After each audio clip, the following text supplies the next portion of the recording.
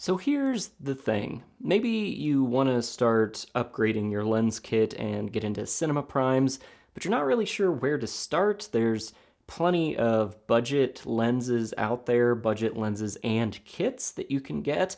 But in my opinion, it makes way more sense to save up your money and invest in something that's going to last you much longer. But what exactly does that mean? Because you can go anywhere from a few $100s for a cinema prime all the way up to tens of thousands of dollars. So, how do you know what is the right lens to get? Well, a few things you want to ask yourself when you're shopping for a cinema lens is, do I need full frame or super 35mm coverage? Is it weather sealed? Is there any focus breathing? You want low distortion, so especially on the edges of your screen, you want as little distortion as possible. What do the lens flares look like? Are they streaky or are they nice and clean? And you want a full metal body on this thing so it'll last a long time. So in my search for a lens that ticks all of these boxes and meets my budgetary concerns, I came across the IRIX Cine 30mm t1.5 lens. This thing is absolutely gorgeous. This particular lens is a native Canon RF mount. It's Ultra HD 8K ready, so when you're shooting HK, everything should be nice and sharp. It's a full frame 43.3mm coverage, fully weather sealed. It has 11 rounded aperture blades for extraordinary image quality. The focus breathing is close to zero. It has an 86mm filter thread and 95mm front diameter. So my Polar Pro Basecamp matte box, for instance, I'm actually using that with a compression ring to fit right on there. It looks really nice, and it has really low distortion on the edges. I was really happy with its performance there. It is worth noting that you do have a quarter 20 support here, which you can remove and put on the top of the lens. Here you can see the beautiful bokeh from our cardboard Christmas tree. So why did I go with the 30 mil? Well, it's fairly low distortion for how wide it is.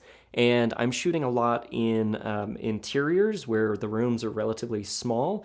So it gives me a lot of room to frame shots, whether it be most of the room or I can close in and get a beautiful shot of an actor. Now, IRIX did provide this lens for this review.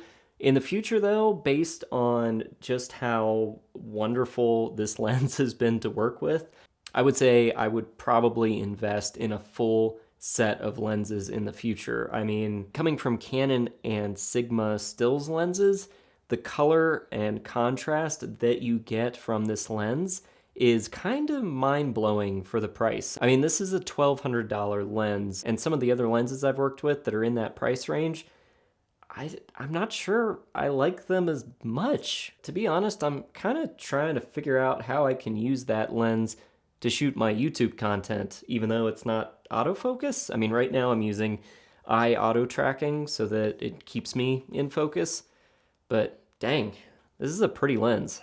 So anyway, part of my review, I wanted to shoot a sequence so you can kind of see how the lens performs. Now, one of the beautiful things about this lens is that it does have that t1.5 aperture, so you can get some great shots in lower light scenarios. So in this scene, we used minimal lights. We had lights shooting in through the windows. We had a couple of like accent edge lights here and there, give it a little extra dimension. We used fog in several of the rooms just to give it a little more atmosphere. And I did do a little bit of color grading, but nothing major. I'll show you the original footage after we played the clips. But for the most part, I didn't play with the exposure at all. This is kind of how the exposure looked right out of the camera.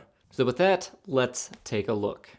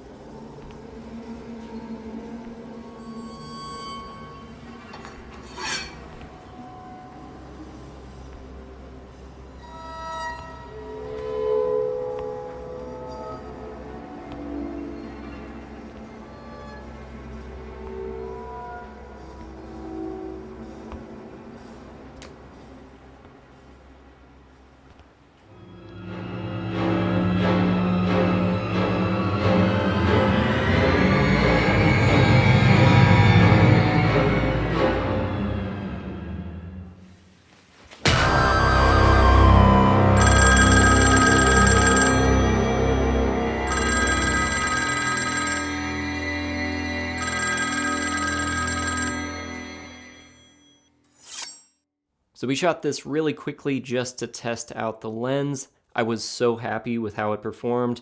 The color, the sharpness I got out of it, it had nice, clean flares. The focus was buttery smooth. It was just everything that I want in a cinema lens. And you can see here what the footage looked like before I added a few color tweaks. Just had some really nice color rendition when it comes to skin tones. Just overall, really happy with it. Anyway, that's all I have for you today, guys. I don't know what to say. I'm really impressed with this lens. I'm not really sure you could do better for the money. But let me know what you thought of the lens in the description. If there are other lenses out there that you really like that are around that price point, and hopefully I can test out more of these lenses in the future. If you want to check the lenses out for yourself, I'll put a link in the description below. And while you're down there, be sure to like, share, and subscribe so you don't miss future reviews like this one. Anyway, thanks for watching, guys, and I'll see you next time.